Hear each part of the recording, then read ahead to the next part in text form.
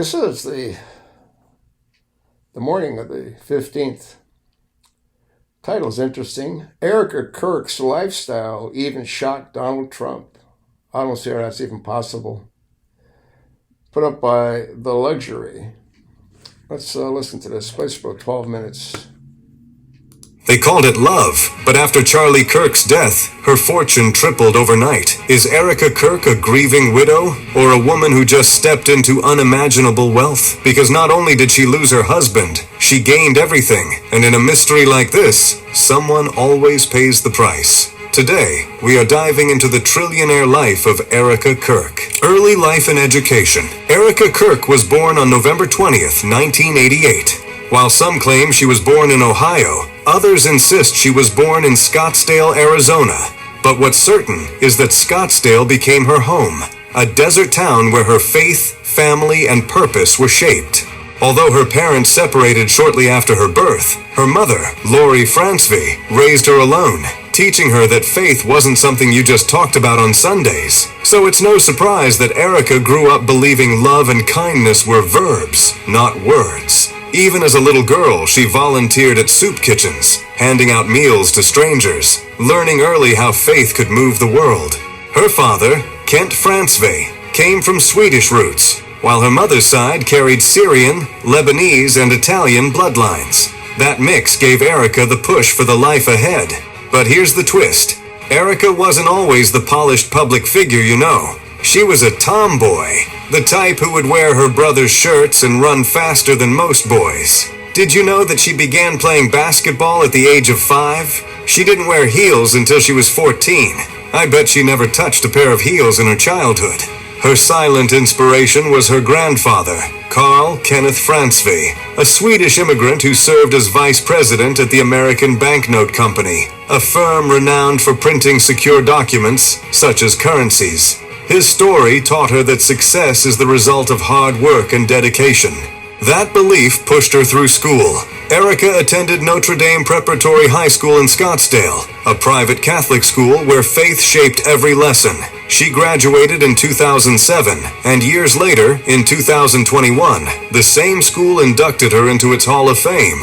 Not for fame, but for her quiet success. Then, in 2007, she headed to Regis University in Denver, Colorado, where she played Division II basketball under the NCAA, the National Collegiate Athletic Association. After 1 or 2 seasons, she realized her dream stretched beyond the game. She then transferred to Arizona State University in 2009, where she earned 2 bachelor's degrees in political science and international relations. It should come as no surprise that Erika didn't stop there. In 2017, she earned a Juris Master's degree in American Legal Studies from Liberty University, a Christian school known for its faith-driven programs. By 2025, she was pursuing her doctorate in biblical studies, proving education wasn't a phase. It was a lifestyle. And yet, beyond all the academic milestones, Erika made a bold move that put her on the public map, participating in beauty parades.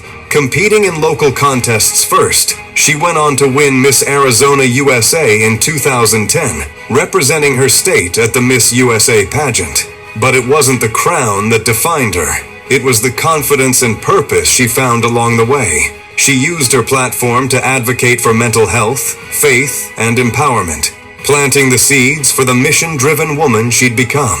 Let's not forget that she launched Everyday Heroes Like You when she was just 18, a non-profit that spotlighted small local charities, people the world often overlooks. Then came Bible in 365, a digital movement that guided thousands through reading the entire Bible in 1 year. She blended faith and technology in a way few had done before. But that's not all. She is into real estate with the Corcoran Group, one of New York's top luxury real estate firms. But education was only the foundation. What came next redefined Erika Kirk. And that is where the story really begins. Luxury lifestyle. Most people think they know what luxury looks like until they meet Erika Kirk. She is in a different league of luxury. Her story isn't about getting rich, but about how to fit perfectly in a world where being rich is the starting point. Now, here is what you may not know. The love story that fuels Erika Kirk's luxury lifestyle didn't begin in a Hollywood mansion. It started in an office. Back in 2018, Erika walked into Turning Point USA's headquarters in Phoenix for what was supposed to be a job interview.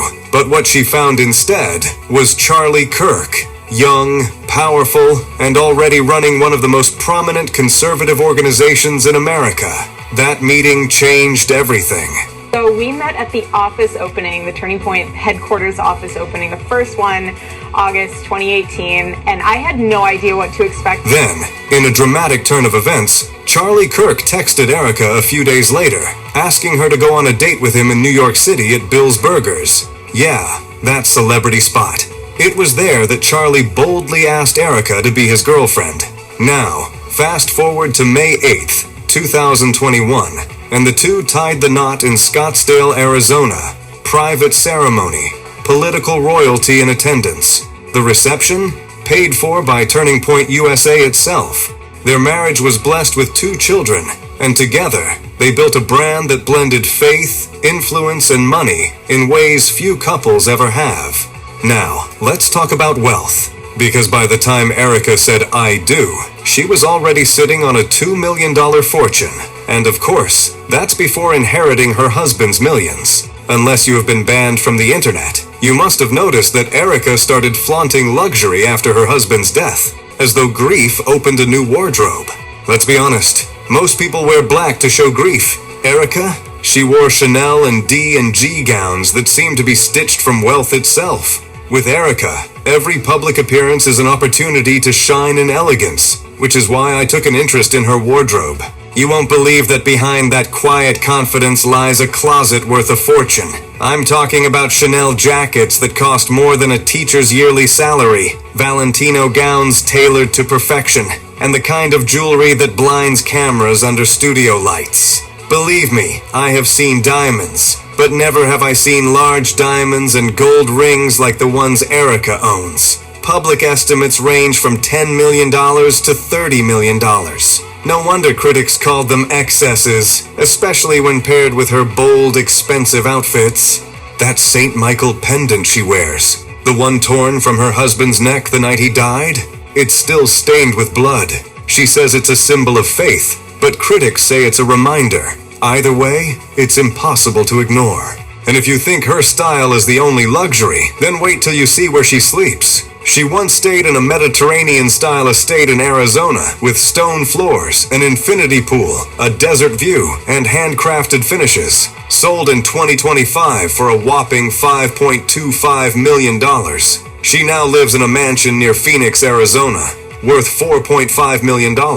I heard that it's part of a $12 million inheritance, including 3 homes with family-friendly features for her 2 young children. However, that's not her only property in the near Phoenix area. There is also a high-end urban property for convenience, glass-walled apartments in Manhattan, and a beachside condo in Florida's Gulf Coast, where sunrise meets peace. Reports value her properties between $12 million and $20 million.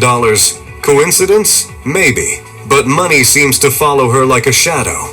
Her travels? Oh, let's not go there because that's not tourism. It's a testimony of wealth. Israel, 18 times. Romania's castles are like her backyard, private jets, and 5-star hotels. You see, Erika doesn't just live in luxury, she embraces it. And maybe that's the real mystery.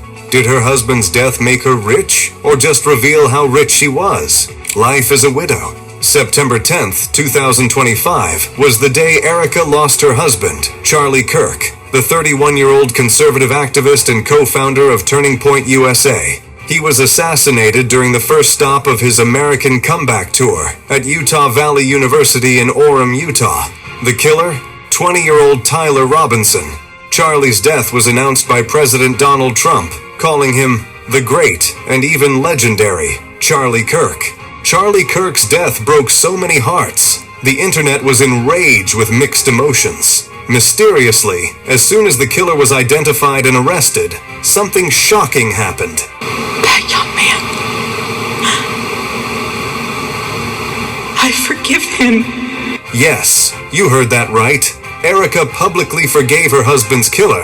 That actually sounds cool, But that's when everything took a sudden switch. Barely weeks after that, Erika reappeared, not as a grieving widow, but as the new CEO of Turning Point USA, a position that comes with an annual salary of $286,000. Spot that transition? From a beauty pageant to the CEO of a $100 million conservative organization. Talk about ambition. What's even more interesting? Significant attention has been drawn to her luxurious lifestyle following her husband's death, which includes a heightened taste for high fashion, like designer gowns and expensive jewelry. If I didn't know better, I'd say Erika Kirk's appearances post-widowhood are purely a show of wealth and elegance. At her husband's memorial, she wore diamond earrings estimated to be worth $20,000. That's not all. For the Medal of Freedom ceremony, she wore large gold and diamond initial rings, likely crested with the initials G and M for her children. But here is the shocking part. Recent rumors now link her romantically to figures like J.D. Vance. Well, I can't say for sure, but I know there is no smoke without a fire. If you look closely, you'd see Erika is on a fast lane now. The internet is now filled with gossip about how she now speaks at events with fireworks entrances, polished appearances with manicured nails, and makeup, contrasting with traditional mourning expectations. But who cares? She is swimming in wealth now. Israeli billionaires have pledged lifelong financial support, and a GoFundMe, a website where people raise money for a cause, has been established in her name. While some called it a show of strength, others described it as a strategic move. What do I know? Now, here is where the story took a dark turn. Leaked records show a transfer of $350,000 to Erika's account 2 weeks before Charlie's death from a dissolved shell company. Some whisper that there is footage of her meeting with unidentified men shortly after the murder. Now, she dines with powerful men. Coincidence or connection? What I can say for sure is that grief has a timeline. But power doesn't wait. And somewhere between her husband's death and her new life of diamonds and influence, something changed. What do you think? Is Erika Kirk mourning her husband's death or just using it to accumulate wealth? Please let me know. Elon Musk reportedly gave her $50 million upon Charlie Kirk's assassination. I wonder what she paid that $350,000 for. And Tyler Robinson, an absolute patsy. But they got that FBI director on the case. You know, cross-eyed Cash Patel, huh? So, like, what do you think? I think you got a damn good idea as to what I think, don't you?